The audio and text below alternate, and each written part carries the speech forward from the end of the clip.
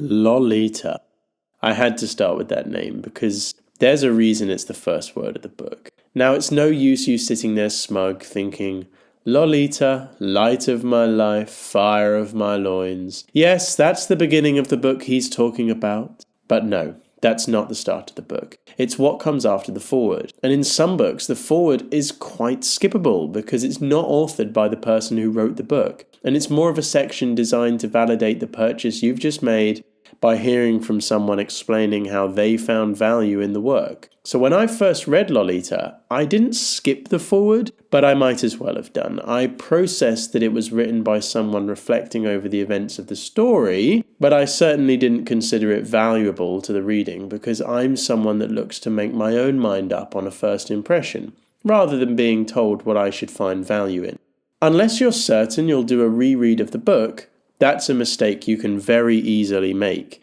And without you knowing it, you're going to end up with quite possibly the wrong interpretation of the artwork. It's only 3 and a bit pages, but it's so packed with important information that frames what viewpoint Nabokov wanted us to have on things that it should be treated as the beginning of the novel.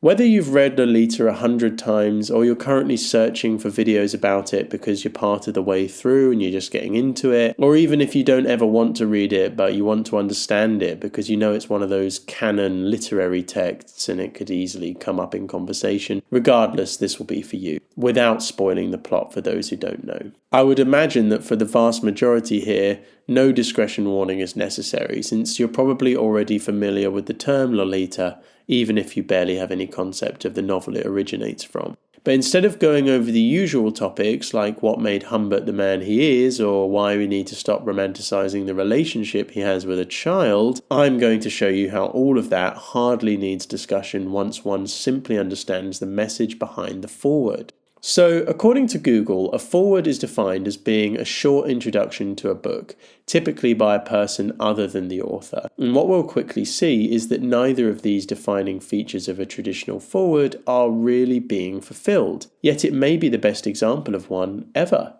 I often think of that idea that to break the rules you must first understand them and be able to thoroughly follow them, much like how someone like Picasso makes us think of these experimental, pioneering and distinctive art styles.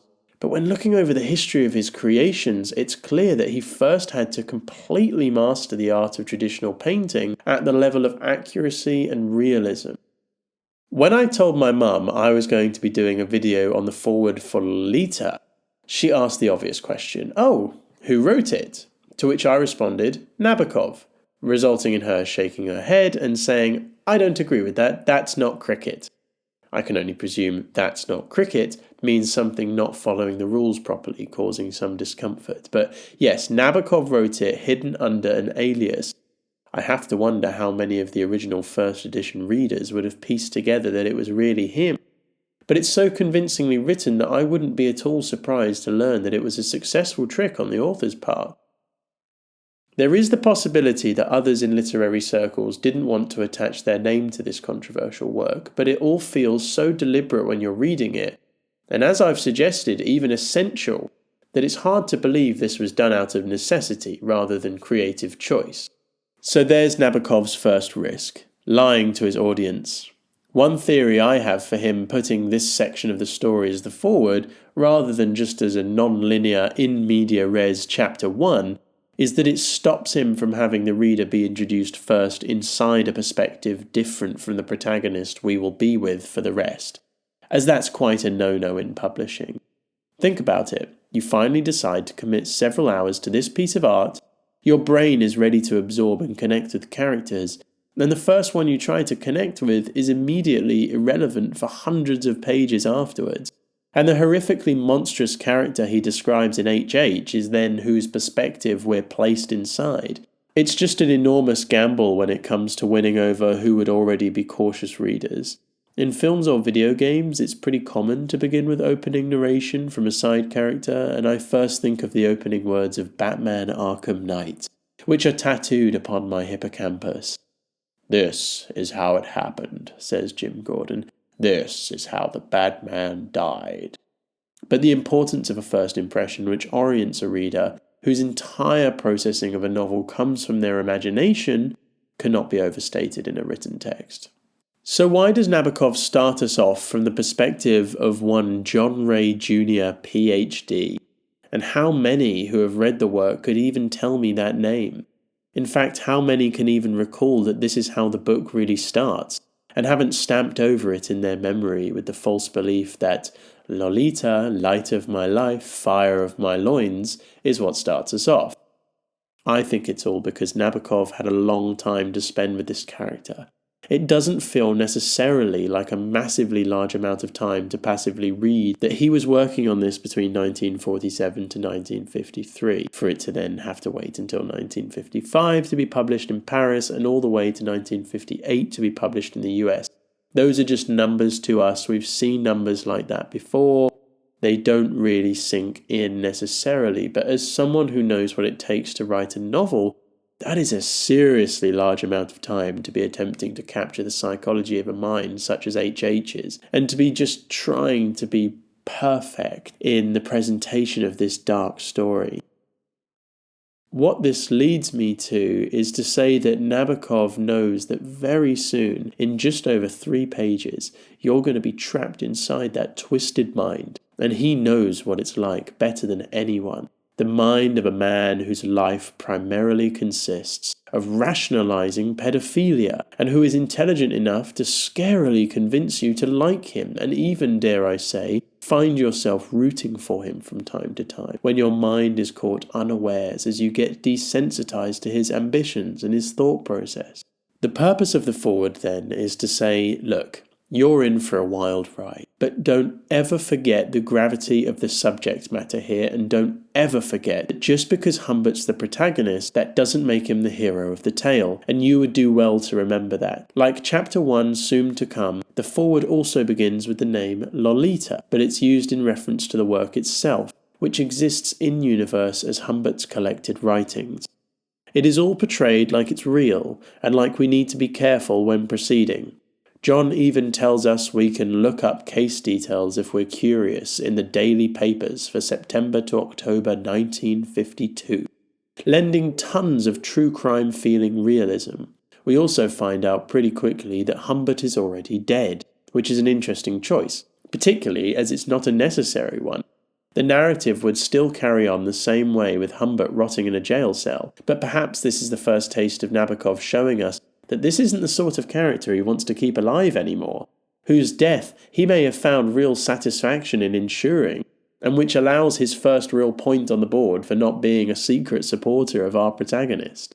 Then again, it could be argued that death by coronary thrombosis is all too regular, all too painless compared to something vicious one can easily imagine a more furious author might have invented for Humbert.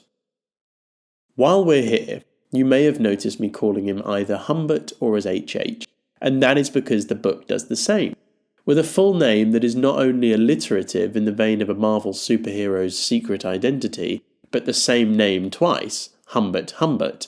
This is the name of a cartoon character for children. This is Humpty Dumpty's cousin. This is totally silly.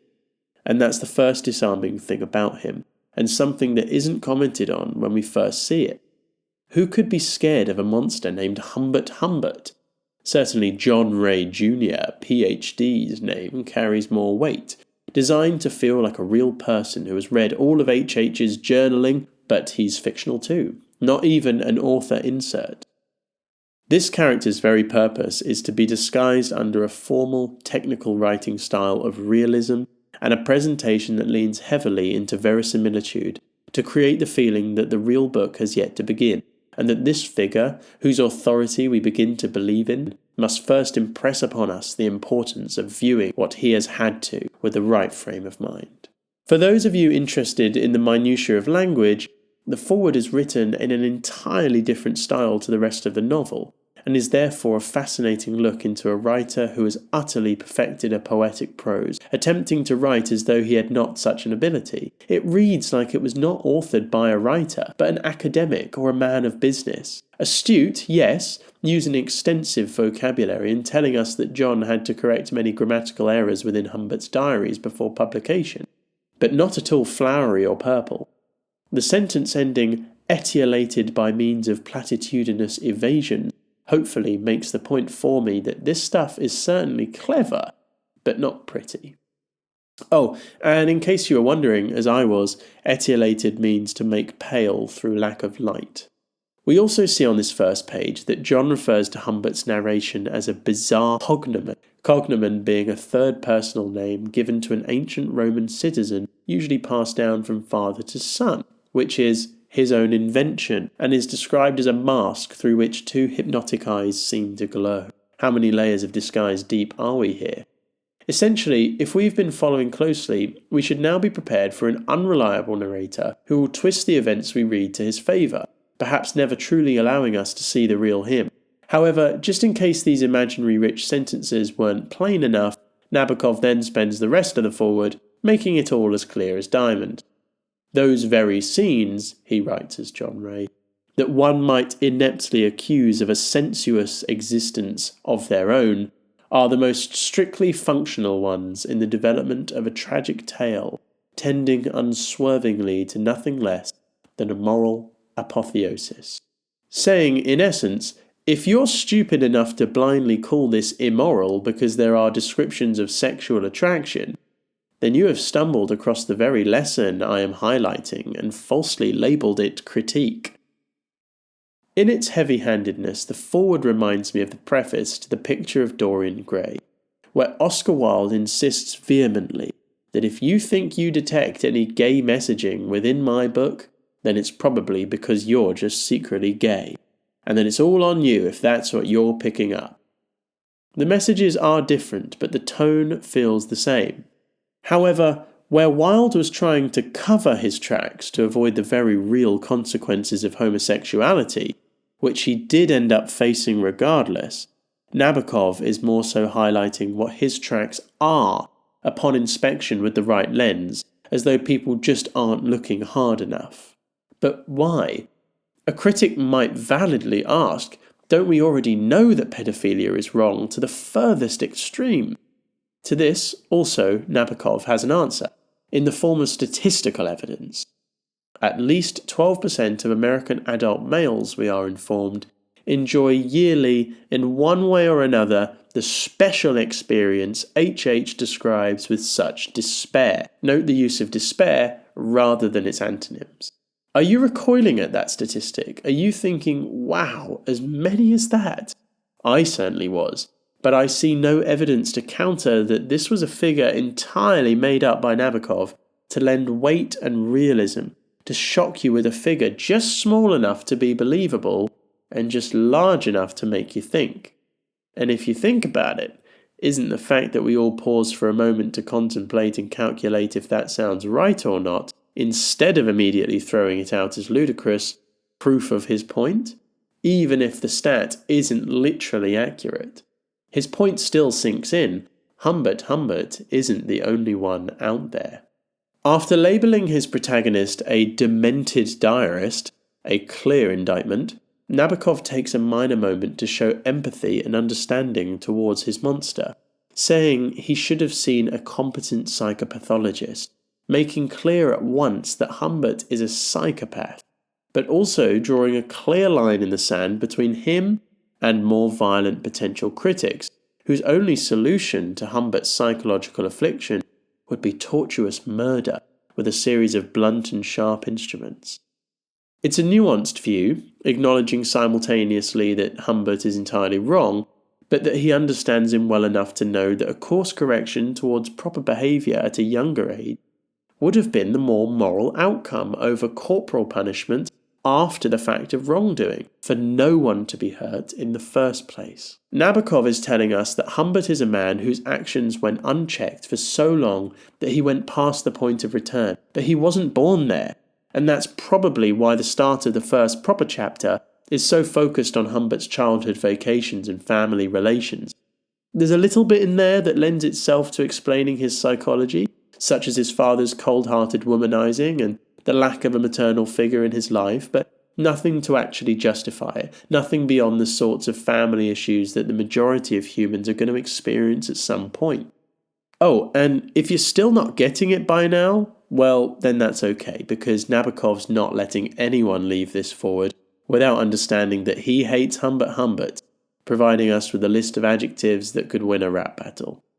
Before ever describing his appearance or even allowing us to meet him, we are told, "He is horrible. He is abject. He is a shining example of moral leprosy, a mixture of ferocity and jocularity that betrays misery perhaps, but is not conducive to attractiveness. He is ponderously capricious. Many of his casual opinions on the people and scenery of this country are ludicrous. A desperate honesty that throbs through his confession does not absolve him from sins of diabolical cunning. He is abnormal.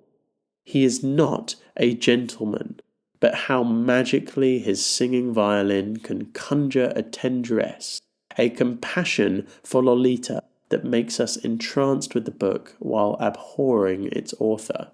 This section should really be all a lover of this book needs in order to defend it from the usual criticism, which are typically arguments from ignorance. It also reads very much so like Nabokov didn't write it. It feels like Nabokov has managed to gain access to the reader's experience of the novel separate from his own. It can be very difficult for an author to detach themselves from their experience as writer and be able to access the reader's experience. It looks very much like he achieved that. And if after all that, the book has still maintained its ability to offend, Nabokov has yet another answer for you. Offensive is frequently but a synonym of unusual, and a great work of art is of course always original, and thus by its very nature should come as a more or less shocking surprise. As I read that, I wonder if you had the same reaction I did. It feels like a quote from the last 5 years, doesn't it? Like something out of the mouth of a Ricky Gervais or Louis C.K. type figure. Yet the book was written in the late 40s and early 50s. It feels of the anti-woke movement. It's interesting that, arguably then, such an old statement at the time, possibly controversial as it needed to be so stressed, remains shocking and quite easily disagreeable to some. I agree with both parts of this statement, but I couldn't label them true, because the definition of a great work of art has yet to actually shift in that direction. It's still niche to be a fan of directors like David Lynch and Yorgos Lanthimos, despite those in their fan circles being led to feel that they are more mainstream than they really are. One needs only look at the box office smashes of the last 20 years to see quite clearly that most people don't value shocking, but exciting. Kubrick would also fit into this category of filmmakers, and that is perhaps why he was the right man for the job, for the film adaptation. As a side note, I haven't watched the film, but can strongly recommend the audiobook reading by Jeremy Irons, available on Spotify, who of course played H.H. in the Kubrick film, and whose voice matches perfectly with the charming prose. I will leave you for now then the same way that John Ray Jr. PhD leaves us, with a plain speaking message. Lolita should make all of us, parents, social workers, educators, ply ourselves with still greater vigilance and vision to the task of bringing up a better generation in a safer world. If I read this section at the time of publication, I might have thought this was overly on the nose and preachy, and just so obvious that I might have cried out, as if that needed to be said, especially being an educator myself. But knowing how even bringing up the title of this book produces side eyes and suspicious comments and a scared assertion, even by those who haven't read it, that they just can't agree with it and could never enjoy a novel about that. Many decades of critical writing and thinking after its genesis and impact. I can't help agreeing with Nabokov's inclusion of this last sentence, almost as though he was gifted with a great deal of godlike hindsight and knew that all the acclamation in the world from the highest of critics wouldn't convince a good deal of people that anything dealing with this subject matter can be permitted to be within the category of good art. Maybe if things were different and the foreword had become as famous as the opening of the section that follows it, this book would have done more good in the world and had the impact Nabokov wanted it to, rather than inspiring thousands of stylized edits all over social media, romanticizing the relationship between Lolita and her predatory captor, forcing many to have to comment on the ridiculous, twisted way this book has been treated in pop culture.